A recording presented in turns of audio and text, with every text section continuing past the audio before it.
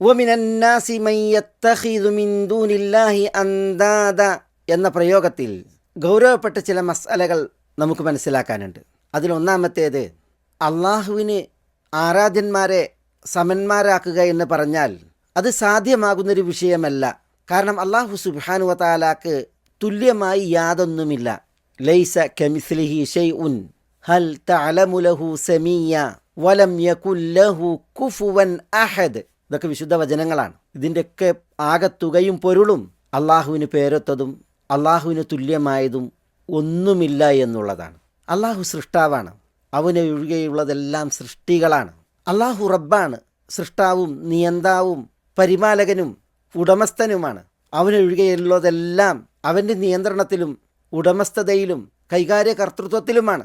അള്ളാഹു റാസിഖും റസ്സാഖുമാണ്, അന്നദാതാവാണ്. അവനൊഴികെയുള്ളതെല്ലാം അവനിൽ ആശ്രിതരാണ്. അള്ളാഹു സ്വയം പര്യാപ്തൻ, ധന്യൻ. പടപ്പുകളെല്ലാം പരിമിതികളും പോരായ്മകളും ഉള്ളവരാണ്. അപ്പോൾ അങ്ങനെയുള്ള ഒരല്ലാഹുവിന് തുല്യനെ തീർക്കുക എന്നുള്ളത് സാധ്യമല്ല. പക്ഷേ എന്നിട്ടും അള്ളാഹു സുബ്ഹാനഹു വ തആല അങ്ങനെ തുല്യനെ സ്വീകരിക്കുന്നവർ ആളുകളിലുണ്ട് എന്നാണ് പറഞ്ഞത്. അപ്പോൾ അതിൽ അടങ്ങിയ പൊരുളെന്ത്? പിന്നെ ഈ ആരാധ്യന്മാർ ആരാധിക്കുന്നവരുടെ രക്ഷകരോ ശുപാർശകരോ അള്ളാഹുവിലേക്കുള്ള മധ്യവർത്തികളോ ഇടയാളന്മാരോ ഒക്കെ ആയിട്ടാണ് സ്വീകരിക്കപ്പെട്ടിട്ടുള്ളത്. അള്ളാഹുവെ കൂടാതെ ആരാധ്യന്മാരെ സ്വീകരിച്ചവർ ഹഉലായി ശുഫാഉന ഇൻദല്ലാഹ്, അള്ളാഹുവിങ്കൽ ശുപാർശ നിർവഹിക്കുന്നവരാണ്. മാ നഅ്ബുദുഹും ഇല്ലാ ലിയുഖർരിബൂന ഇലല്ലാഹി സുൽഫ, അള്ളാഹുവിലേക്ക് മധ്യവർത്തികളാണ്. ഇങ്ങനെ രക്ഷകർ, ശുപാർശകർ, മധ്യവർത്തികൾ, ഇടയാളന്മാർ എന്ന നിലക്കൊക്കെയാണ് ഈ ആളുകൾ ആരാധ്യന്മാരെ സ്വീകരിച്ചിട്ടുള്ളത്. പക്ഷേ അള്ളാഹു സുബ്ഹാനഹു വ തആല അന്ദാദൻ എന്നാണ് പറഞ്ഞത്, സമന്മാരെ സ്വീകരിക്കുന്നവർ എന്നാണ് പറഞ്ഞത്. അപ്പോൾ അതെന്തുകൊണ്ട്?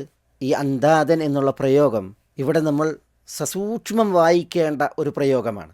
അള്ളാഹുവിന് പുറമെ സമന്മാരെ സ്വീകരിച്ചവർ സൃഷ്ടിപ്പിൻ്റെ വിഷയത്തിൽ, അന്നം തരുന്ന വിഷയത്തിൽ, ഉലകം നിയന്ത്രിക്കുന്ന വിഷയത്തിൽ, ഉടമസ്ഥതയുടെ വിഷയത്തിൽ ഒന്നും ആരാധ്യന്മാരെ അള്ളാഹുവിനോട് സമന്മാരാക്കിയിട്ടില്ല എന്നുള്ളത് ഏവരും സമ്മതിക്കുന്ന വസ്തുതയാണ്. അതൊരു അനിഷേധ്യമായ യാഥാർത്ഥ്യമാണ്.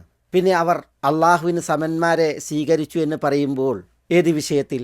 അള്ളാഹുവിന് പ്രത്യേകമായിട്ടുള്ള വിധികൾ, കാര്യങ്ങൾ ഇത് അള്ളാഹു അല്ലാത്തവർക്ക് വകവെക്കുമ്പോൾ അതിനെയാണ് അള്ളാഹു സുബ്ഹാനഹു വ തആല അള്ളാഹുവോടൊപ്പം ആരാധ്യന്മാരെ സമന്മാരായി സ്വീകരിച്ചു എന്ന് വിധിച്ചത്, എന്ന് വിശേഷിപ്പിച്ചത്. അപ്പോൾ എല്ലാ നിലക്കും അള്ളാഹുവിന് തുല്യം മറ്റൊരു അള്ളാഹ് അല്ലെങ്കിൽ മറ്റൊരു ആരാധ്യൻ എന്ന ഒരവസ്ഥ ഉണ്ടായതിനാലല്ല അള്ളാഹു സുബ്ഹാനഹു വ തആല ഈ വിഷയം ഉണർത്തുന്നത്. പ്രത്യുത അള്ളാഹുവിന് പ്രത്യേകമായിട്ടുള്ളതായ ആരാധന, ആ ആരാധനയുടെ വകുപ്പുകളിൽ വല്ലതും അവനല്ലാത്തവർക്ക് വകവെക്കുമ്പോൾ അതിനെയാണ് അള്ളാഹുവിന് സമന്മാരെ സ്വീകരിച്ചു ഉണ്ടാക്കി എന്ന് അള്ളാഹു സുബ്ഹാനഹു വ തആല വിധിച്ചത്. അപ്പോൾ അള്ളാഹുവിന് പ്രത്യേകമായ ആരാധനകൾ അത് അവനല്ലാത്തവർക്ക് വകവെക്കുമ്പോൾ ആരാധ്യന്മാരെ അള്ളാഹുവിന് തുല്യമാക്കുന്ന വിഷയമാണ് എങ്കിൽ അതാണല്ലോ അള്ളാഹു സുബ്ഹാനഹു വ തആല വിധിച്ചത്. ഈ ആളുകൾ ചെയ്യുന്ന അക്രമവും അനീതിയും എത്ര കൊടിയതാണ്, കടുത്തതാണ്.